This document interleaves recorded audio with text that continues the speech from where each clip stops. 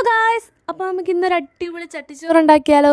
ഞാൻ കുറേ നാളായിട്ട് വിചാരിക്കുന്നു ചട്ടിച്ചോറ് ഉണ്ടാക്കണം. അപ്പോൾ ഇന്നാണ് അതിൻ്റെ സാഹചര്യമൊക്കെ ഒത്തു വന്നത്. അത്യാവശ്യം ഏറെ കറിയൊക്കെ നമുക്ക് കിട്ടിയിട്ടുണ്ട്. ആദ്യം നമുക്ക് ചട്ടി എടുത്ത് അതിനകത്തോട്ട് ചോറ് നിരത്തിയതിന് ശേഷം ഇന്ന് സ്പെഷ്യലായിട്ടുണ്ടാക്കിയ മാങ്ങക്കറിയും വെച്ചു, പയർ തോരനും വെച്ചു, പിന്നെ അവിയൽ, സാമ്പാർ,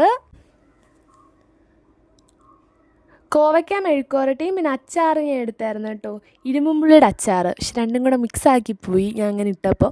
അത് കുഴപ്പമില്ല, എന്തായാലും മിക്സാക്കിയല്ലേ ഇത് ചട്ടിച്ചോറ് തിന്നണ്ടേ. അപ്പോൾ 2 മീൻ വറുത്തതും വെച്ച് കൊടുക്കുന്നുണ്ട്, ഒരു മുട്ട പൊരിച്ചതും ഉണ്ടായിരുന്നു, അപ്പോൾ അതും കൂടെ വെച്ച് കൊടുക്കുന്നു. ഇനി നമുക്ക് കഴിക്കാം. ഇതെല്ലാം കൂടെ കൂട്ടിക്കുഴച്ച് അങ്ങോട്ടൊരു പിടി പിടിക്കാം. നല്ല ടേസ്റ്റാണ് കേട്ടോ.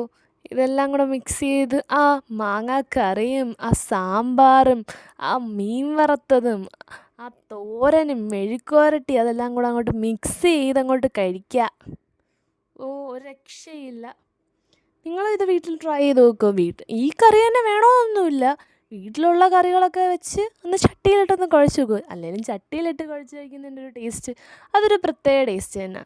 പിന്നെ മീൻ കറിയൊക്കെ തീർന്നു കഴിഞ്ഞിട്ട് ആ ചട്ടിയിലിട്ട് ചോറങ്ങോട്ട് പുരട്ടി കഴിക്കണം, അതും ഒരു പ്രത്യേക ടേസ്റ്റ് അല്ലേ. അതേപോലെ ചട്ടിയിലിട്ട് കഴിക്കുന്ന എന്തിനും ഒരു പ്രത്യേക ടേസ്റ്റാണ്. പക്ഷെ ഇത് നല്ല രസമുണ്ട് കേട്ടോ. പക്ഷെ ഇത് കഴിച്ചിട്ടും തീരുന്നില്ല ഗൈസ്. ഇത് കുറേ ഉണ്ട്, കുറേ കറിയും ഉള്ളതുകൊണ്ട് ഞാൻ വിചാരിച്ചത് ഞാൻ ഇത്രയും ചോറ് ഞാൻ കഴിക്കുന്നതാണ് സാധാരണ, പക്ഷെ എന്നെ കൊണ്ട് കഴിച്ചിട്ട് തീരാൻ പറ്റുന്നില്ല. വേറെ ഒന്നും പറയാനില്ല, ഒരു രക്ഷയില്ല.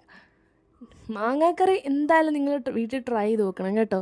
ഞാൻ അതിൻ്റെ റെസിപ്പി ഇട്ടിട്ടുണ്ട്, എന്തായാലും പോയി കാണണം കേട്ടോ. അത്രയ്ക്കും ടേസ്റ്റിയാണ് ഈ മാങ്ങാക്കറി, ഭയങ്കര എളുപ്പമാണ് ഉണ്ടാക്കാൻ. മസ്റ്റായിട്ട് നിങ്ങൾ ട്രൈ ചെയ്ത് നോക്കണം.